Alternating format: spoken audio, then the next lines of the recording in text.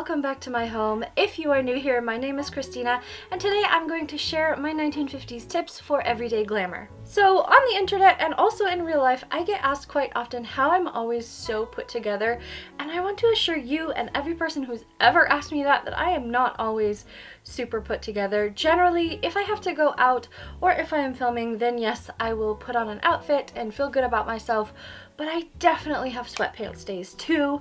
However, more often than not, I have been making an effort to put myself together every day. I find that it helps me be more productive. I feel better about myself. It's great for my mental health. So I wanted to share the 5 things that I try to do either every day or on a weekly basis, all inspired by my 1940s and 1950s beauty books. And I hope that you enjoy learning a little bit more about how I try to make every day a little bit more glamorous. Family Circle's Complete Book of Beauty and Charm from 1951 says, "Women with lovely locks have woven themselves into legend and romance and even the religion of many peoples. Gleaming hair is not merely a beautiful feature in itself. As a frame for your features, it enhances the entire face."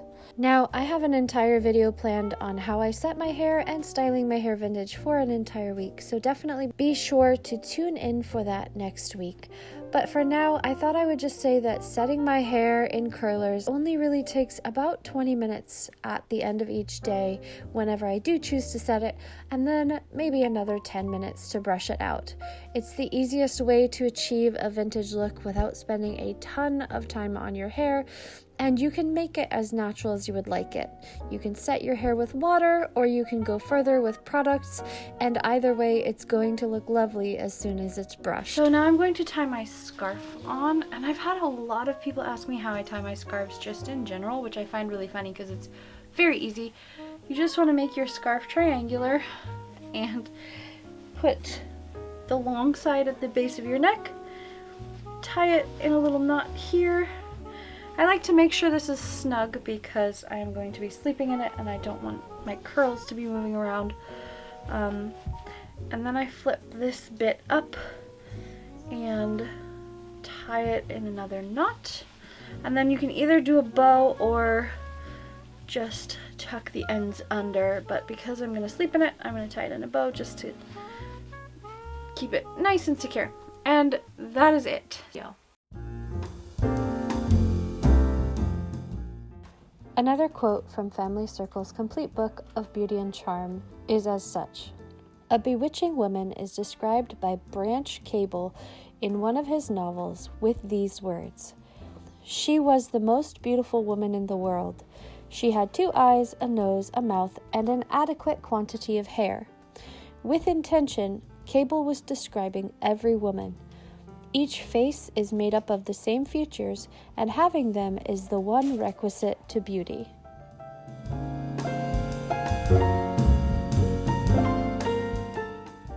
Now, I cannot say too much about how I brush and style my hair because it is so very simple, and I want to stress this.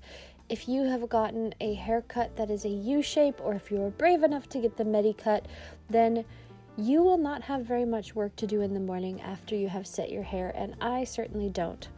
All I have to do is brush until it becomes as smooth as I want it to be, and I will often add some pomade and then pull it up at the side, and I am done. It is a very simple process if you have set the right foundation for curling your hair.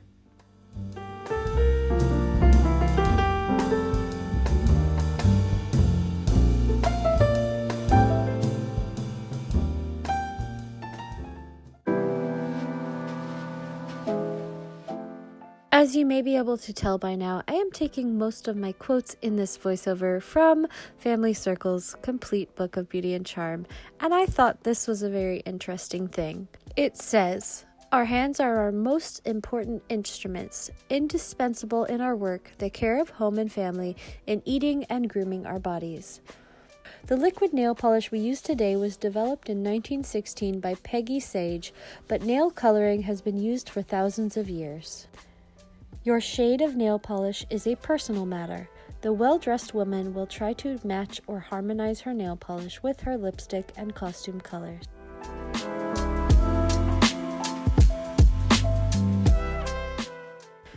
Nail care is something that I try to do once a week because if I have given myself a good enough manicure, then it will last for quite a while. I find that by doing a coat of base layer, 2 coats of polish, and then a coat of top layer, I can make my manicure last almost the entire week. Not quite, but almost. And that in itself makes me feel so much more glamorous to see my nails painted whatever color I have chosen. Generally I choose red because I really like it and it goes with most of my closet.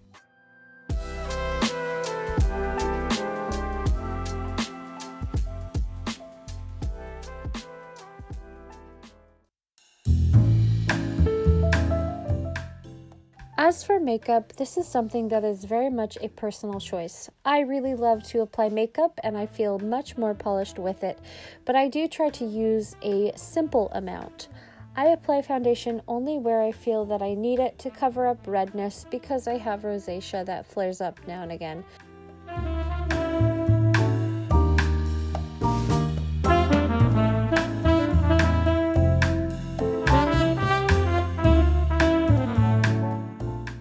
Then I apply blush, and I really love blush. I also think that it is a very 50s thing, and I apply it all over my cheeks towards my cheekbones. My eye makeup is simple. I use a white base all over the lid and then a soft brown in the crease. I also apply a darker brown line just below my lashes where there would be a shadow. This is something that Marilyn Monroe did, and I think that it gives a little more depth to the eye. For my eyebrows, I follow their natural shape, and then I add the thinnest liner that I can manage because I really don't want my eyes to be overwhelmed by the makeup.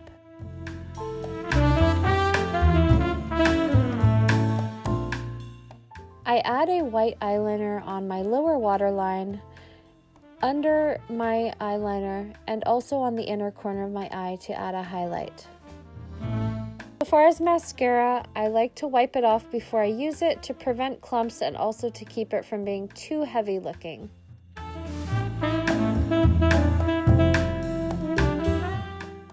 And for the lips, I use a regular red lip liner and then whatever red lipstick I am feeling in the moment. I have found that applying lipstick and then blotting and then applying it again provides a much longer lasting lipstick if you are using a cream lipstick, but I tend to switch between my cream lipsticks and my matte lipsticks. I will try to remember to list them all below. And that is my makeup look. It generally takes me about 10 to 15 minutes now that I do it every day. But you can choose to do as much or as little makeup as you would like in a day.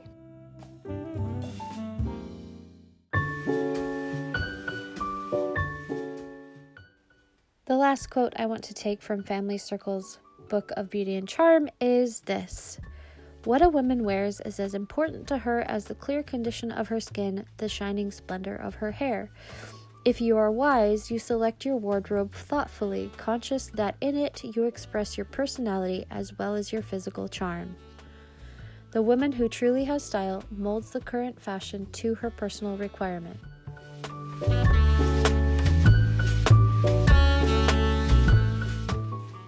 I try to choose outfits that are very simple and easy to move around in because, of course, I have small children, but I still want to look put together.